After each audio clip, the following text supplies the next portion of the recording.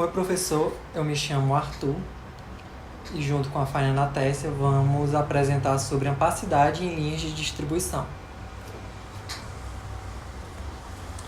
A apresentação ela ficou dividida na primeira parte com teoria e equacionamento.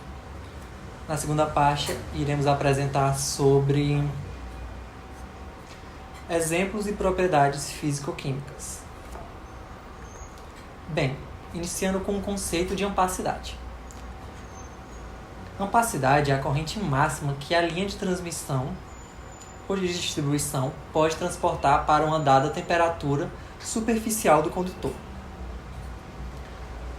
Dependendo das propriedades do cabo, como material, bitola e resistividade, além das condições ambientais, como temperatura, vento e radiação.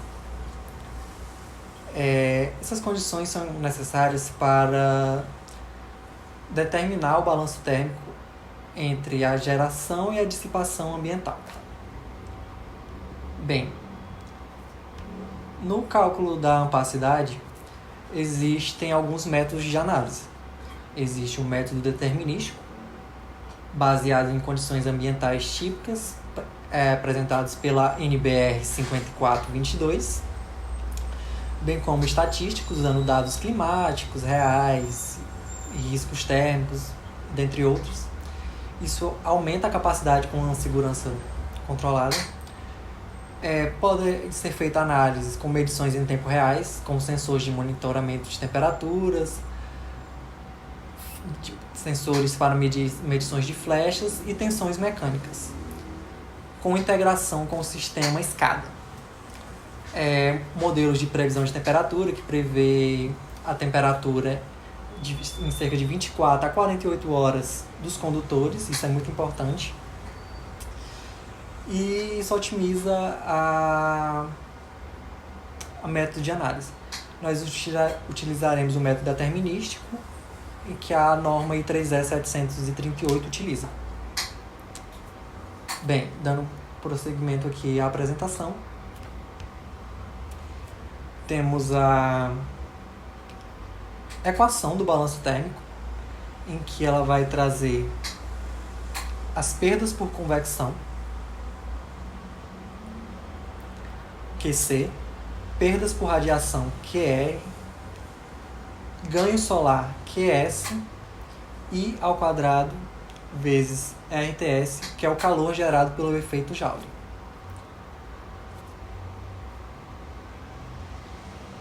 Dando continuidade,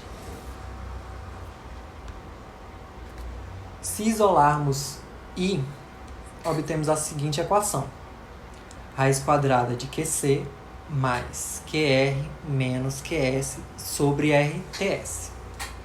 Com essa equação, podemos calcular a corrente máxima para a operação do condutor, de modo a ele não sofrer degradação térmica e ter uma vida útil longa para o seu trabalho.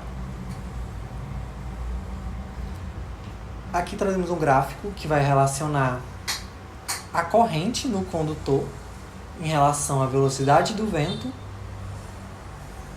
e a temperatura do cabo. Observe que, à medida que a temperatura do condutor se eleva, as correntes tendem a aumentar. Quando a velocidade do vento é mínima, como vemos aqui nesse pico em vermelho, o condutor está sobreaquecido, ou seja, a corrente vai ser bastante elevada. Aumentando a velocidade do vento, percebemos que a corrente tende a diminuir e a temperatura do cabo, consequentemente diminuindo as perdas por efeito Joule. Dando prosseguimento, temos os mecanismos de convecção forçada, em que temos a seguinte equação de resfriamento, que vai dar o parâmetro QC, dado por 1,1 mais 0,69 vezes o número de Reynolds, que é o número que determina se um fluxo ele é turbulento ou laminar, de acordo com o seu valor, vezes Kf, que é o coeficiente de condutividade térmica do ar, vezes K-angle, em que K-angle é o fator de correção do ângulo do vento. ou seja, quanto que o vento incide no condutor, fazendo o resfriamento ser maior ou menor. Um grande fator de importância no cálculo da opacidade é quando consideramos o efeito skin, o efeito pelicular, que basicamente é a concentração de corrente na superfície do cabo em sistemas de corrente alternada. Isso provoca uma perca na área efetiva de condução elétrica, resultando em aumentos de percas por efeito Joule. A seguir, iremos observar como é que a corrente fica distribuída em sistemas de corrente alternada. Observamos aqui que a densidade de corrente ela é maior na periferia do condutor, presente aqui na cor amarela. Já em roxo, no centro do condutor, percebemos uma densidade de corrente menor. Aqui temos o equacionamento que rege o efeito pelicular. A equação é a seguinte, que a resistência em corrente alternada é igual à resistência em corrente contínua, em que vai ter um decréscimo em função da seção transversal do condutor. Agora a Fernanda Tessa ela vai dar prosseguimento com estudo de caso realizado na minha cidade, Parnaíba, Piauí, que é uma região litorânea, consequentemente tendo bastante efeito da salinidade quanto de temperaturas por ser na faixa equatoriana do país. Pode dar início, Fábio. Como o Arthur já destacou, né? Esses fatores que ele acabou de relatar, ele testam, né, diariamente os limites térmicos elétricos e mecânicos dos cabos. Aqui no slide estão alguns dados do projeto que a gente vai usar mais à frente nos exemplos de cálculo. Aí temos a temperatura ambiente crítica, o vento, a radiação e a corrosão. Nesse primeiro exemplo, a gente vai calcular a opacidade usando um condutor do tipo CAA ou ACSR, que é o condutor de alumínio com alma de aço. O condutor escolhido tem bitola 4/0 AWG, que é bastante comum em redes de distribuição. Para esse estudo, a gente vai considerar o cabo operando a uma temperatura de 75 graus, que é um valor típico de projeto. Os demais dados necessários para o cálculo estão aqui apresentados no slide, como o diâmetro externo, a formação e a resistência CC a 20 graus.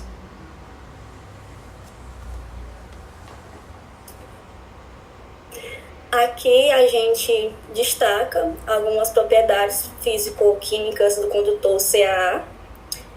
Essa imagem ilustra bem a sua construção.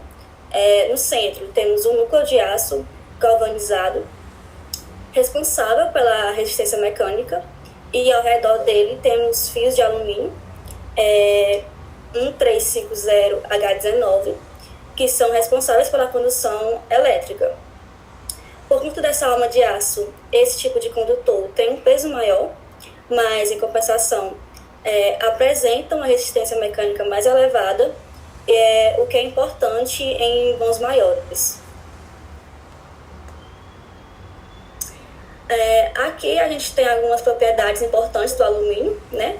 O alumínio 1350H19. Primeiro, a pureza. Isso é fundamental, porque quanto mais puro o alumínio, menor a resistência elétrica. Impurezas dificultam a movimentação dos elétrons, aumenta a resistência e, consequentemente, o aquecimento pelo efeito Joule, né? A condutividade desse material é cerca de 61% IACS, ou seja, ele conduz eletricidade com aproximadamente 61% da eficiência do cobre. Já a têmpera H19 está relacionada ao tratamento mecânico do material, que aumenta a sua resistência mecânica sem comprometer tanto a condutividade.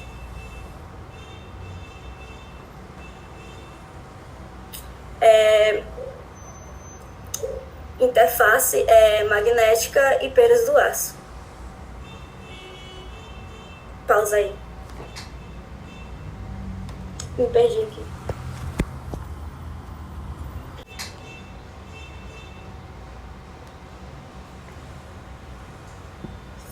Bom, aqui a gente vai ter a interface magnética e perdas no aço.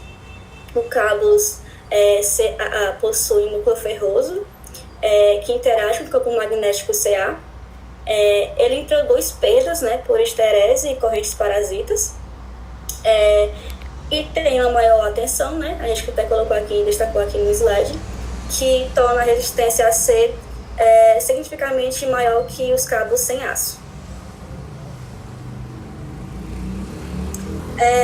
Até aqui a gente falou das propriedades do cabo, né, ACSR, e definiu o cenário do projeto em Parnaíba. Agora, finalmente, vamos para o exemplo de cálculo. A equação apresentada aqui serve para corrigir a resistência elétrica do condutor. A gente começa com a resistência corrente contínua, medida em 20 graus. Essa resistência ela é corrigida para a temperatura de operação, que no nosso caso é 75 graus. A gente também vai usar o coeficiente de temperatura do material. Fazendo os cálculos, né, substituindo as variáveis, a gente vai ter uma resistência DC em torno de 0,3094.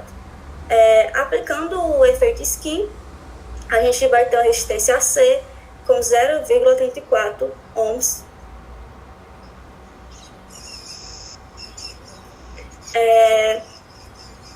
O nosso balanço térmico final, a gente vai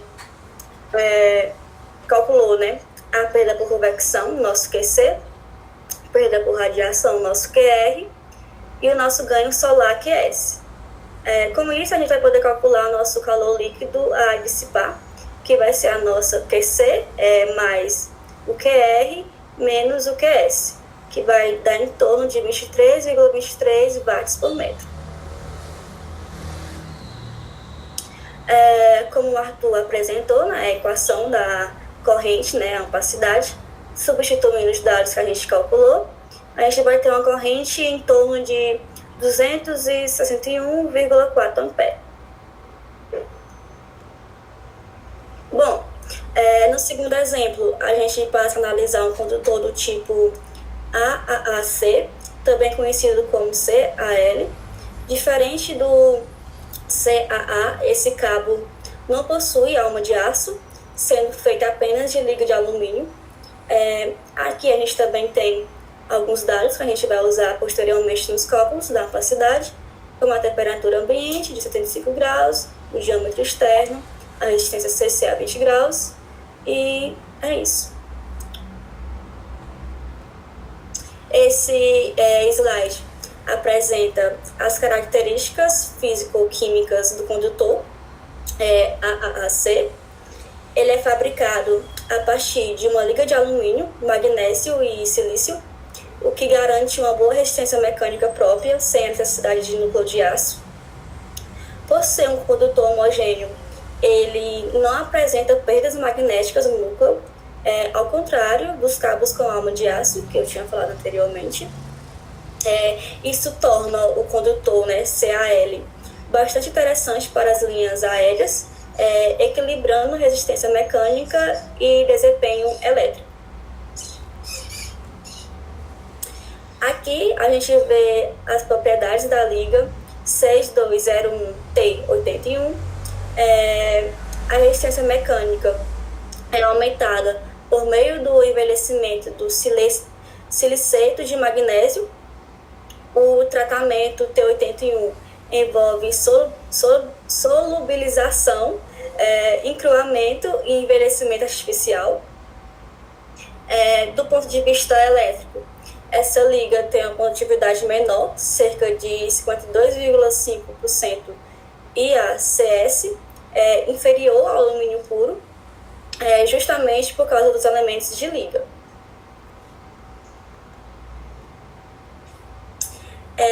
Esse slide ele destaca, né, uma grande vantagem do cabo CAL em ambientes agressivos. Em regiões litorâneas, os cabos do tipo CAA sofrem corrosão galvânica devido ao contato entre o aço e o alumínio. Como o CAL é homogêneo, essa pilha galvânica não existe, o que aumenta de forma significativa a vida útil do condutor em ambientes úmidos e salinos. Aqui a gente entra na química da superfície do alumínio. O alumínio forma naturalmente uma camada de óxido, alumina, que protege o material contra a oxidação profunda. Porém, em ambientes com cloretos, essa camada pode ser rompida localmente, dando origem à corrosão por pits, que são pequenas cavidades que podem comprometer a durabilidade do cabo. Pronto, aqui como a gente fez para o condutor que a gente tinha falado anteriormente, para esse a gente vai calcular a resistência corrigida, que nesse caso o efeito skin vai ser desprezado. Substituindo os dados, a gente vai ter uma resistência em torno de 1,024.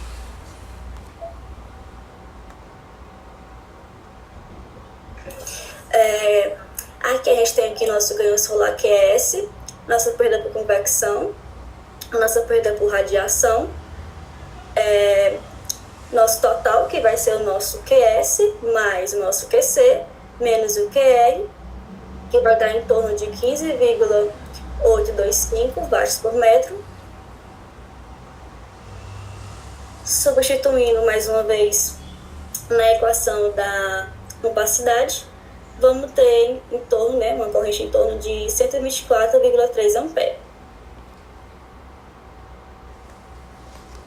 Aqui a gente vai comparar os cabos que a gente falou, o CAA e o CAL. De forma geral, o cabo CAA é mais pesado e suporta correntes mais elevadas, mas sofre mais com o efeito skin, perdas magnéticas e tem uma resistência média à maresia. Já o cabo CAL é mais leve, suporta correntes menores, praticamente não sofre com o efeito skin, não apresenta perdas em núcleo e tem alta resistência à corrosão, sendo mais indicado para ambientes severos.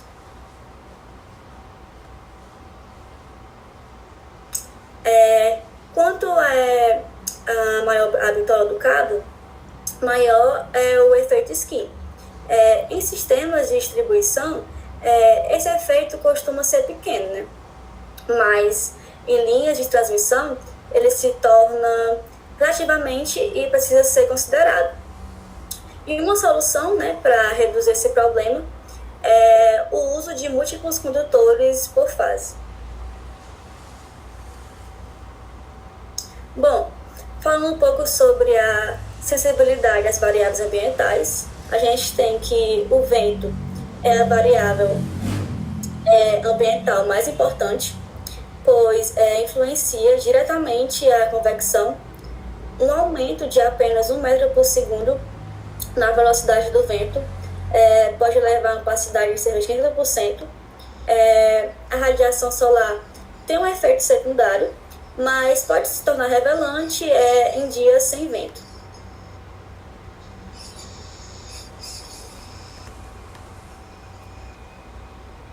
Bom, aqui a gente tem o recozimento e a degradação mecânica. Quando o cabo opera acima da temperatura de projeto, ocorre o recozimento do metal, que é um processo de degradação mecânica. Isso faz com que o material perca de forma permanente a sua resistência à tração, deixando o condutor mais frágil, e isso pode Existem, né, limites de operação, como 75 graus ou 90 graus, que não são definidos apenas por questões elétricas, mas principalmente para evitar falhas mecânicas causadas pelo aquecimento excessivo dos cabos.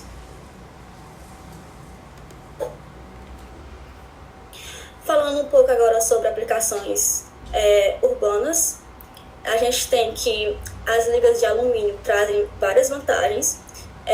Os cabos CAL permitem estruturas mais leves, reduzem custos e facilitam a montagem no campo. Além disso, como não possuem núcleo magnético, apresentam menores perdas elétricas.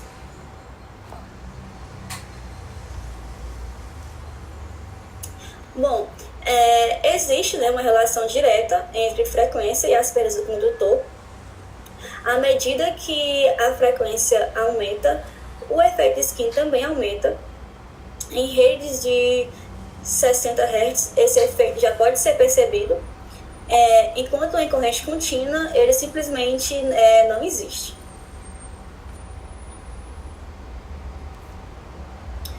Bom, um ponto importante do alumínio é a formação da camada de óxido, que é isolante. Em conexões elétricas, isso exige o uso de pasta antioxidante para garantir um bom contato. Só que, por outro lado, essa camada protege o material interno do cabo ao longo do tempo.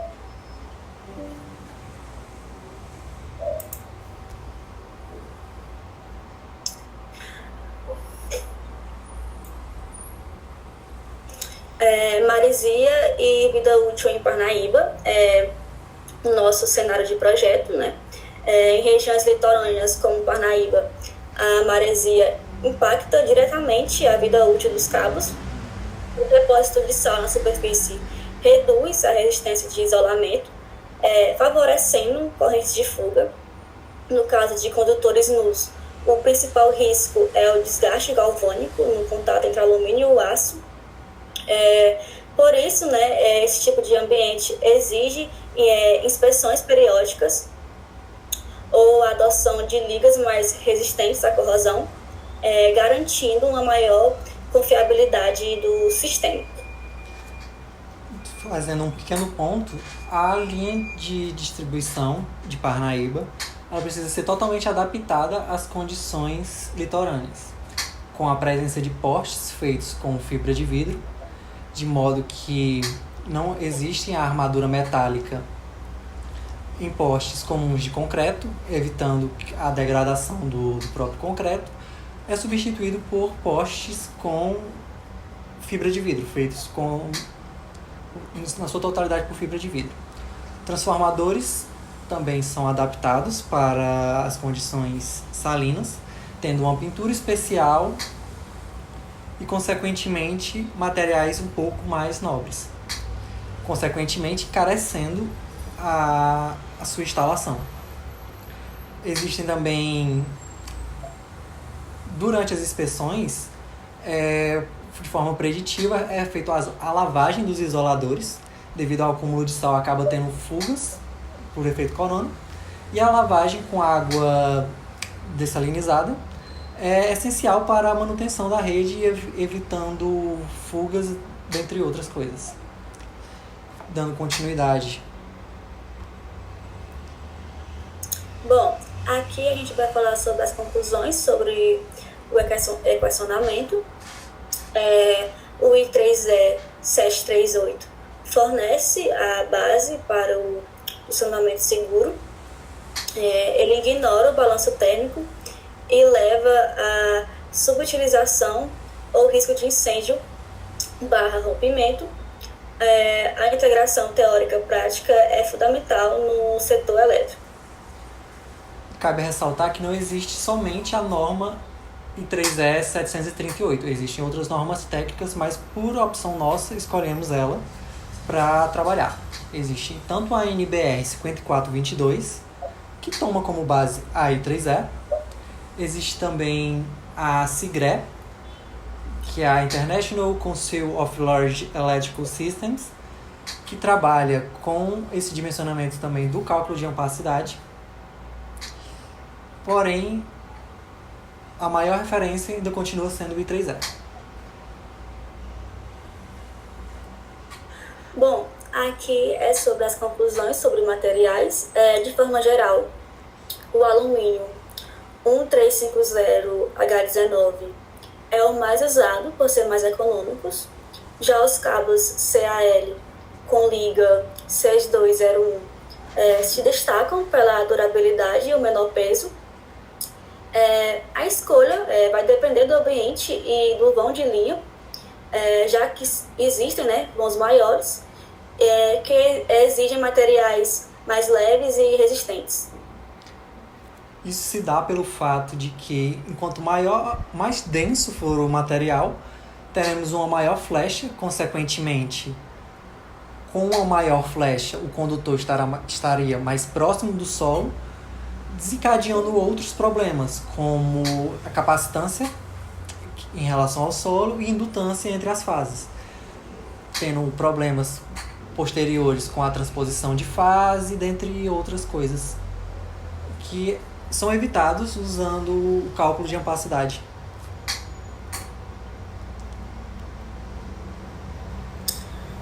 Bom, como recomendações práticas, a gente destaca o uso do monitoramento em tempo real de linha, conhecido como classificação dinâmica. Também é fundamental utilizar ferragens adequadas e revisar a flecha do cabo após sobrecargas térmicas.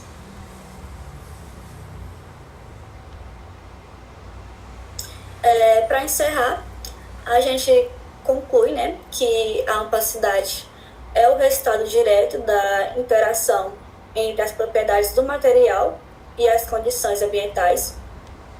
Por isso, uma análise integrada é fundamental para garantir um projeto seguro, eficiente e confiável, principalmente em regiões em condições severas, como o litoral, que aqui no caso a gente escolheu Parnaíba.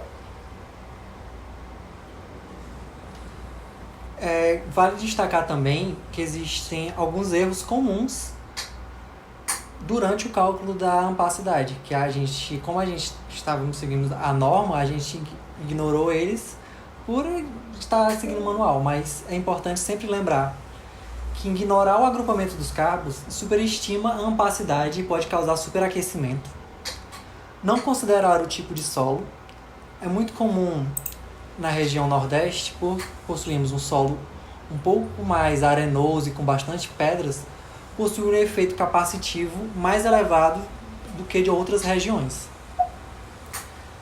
Também cabe salientar o uso das tabelas da norma de forma correta, uma vez por ser uma norma internacional, estando padronizada no SI, que é o Sistema Internacional, porventura você pode acabar pegando uma norma no padrão americano, utilizando as medidas como pés, graus Fahrenheit, dentre outros.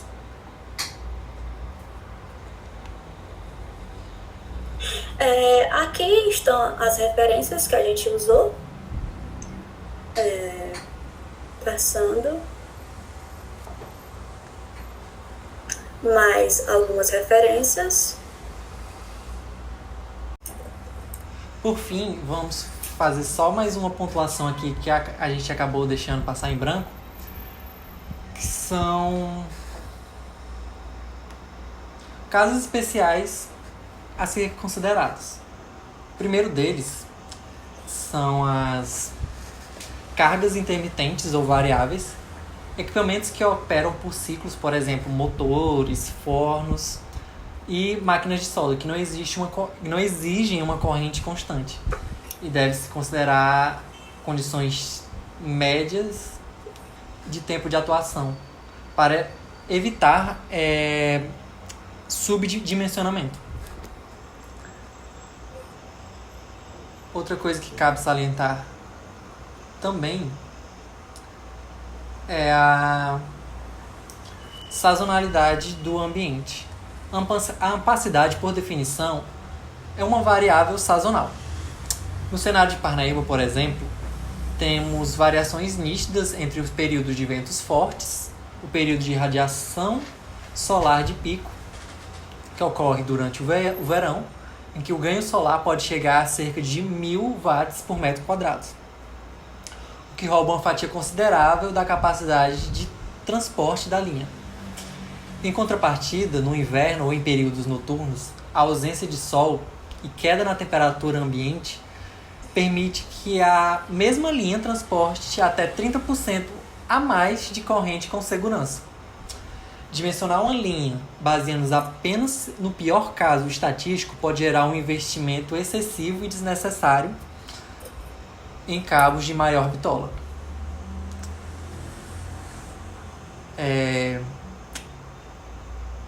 Além da temperatura, o ambiente atua como um restrito químico severo através da corrosão.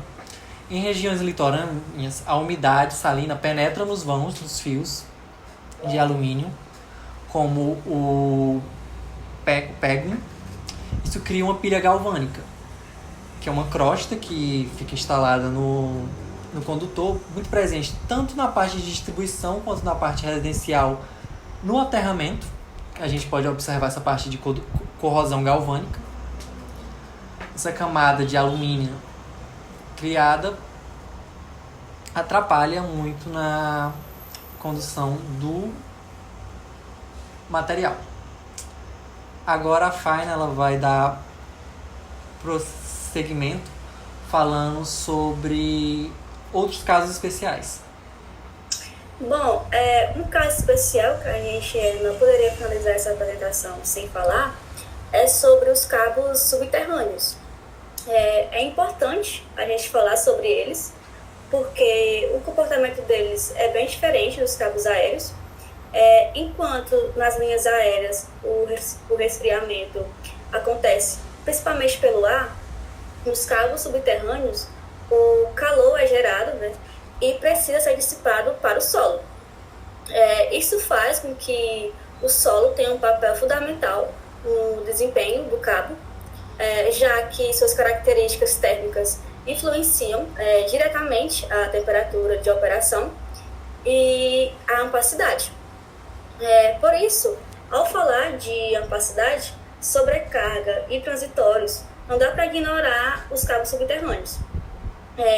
Eles exigem, né, uma análise mais cuidadosa, considerando o tipo de solo, as condições de instalação e o regime de operação. Isso para garantir uma segurança, uma confiabilidade e uma maior vida útil ao sistema. Bom, era só mais isso que a gente queria acrescentar. A gente agradece pela atenção. Quer falar mais alguma coisa, Arthur? Só mais um caso especial que acaba acontecendo, falando sobre sobrecarga e transiente. O cálculo da ampacidade ele não deve considerar o sistema em plena carga, porque sabemos que no sistema elétrico, cargas entram e saem a todo momento. Uma indústria, por exemplo, no caso aqui de Sobral, a Grendene, em horário de ponta, pode trazer dificuldades no cálculo de ampacidade. Ainda que ela seja alimentada por uma rede externa, como o sistema é interligado, pode acabar afetando sim no cálculo da ampacidade. No mais, agradecendo mais uma vez, e essa foi nossa apresentação. Aguardo o senhor nas próximas disciplinas. Foi. Tu acha que foi que deu certo? Deu 35 aqui. É porque o gravador fica aparecendo aqui no canto. O gravador fica aparecendo aqui no canto. Eu acho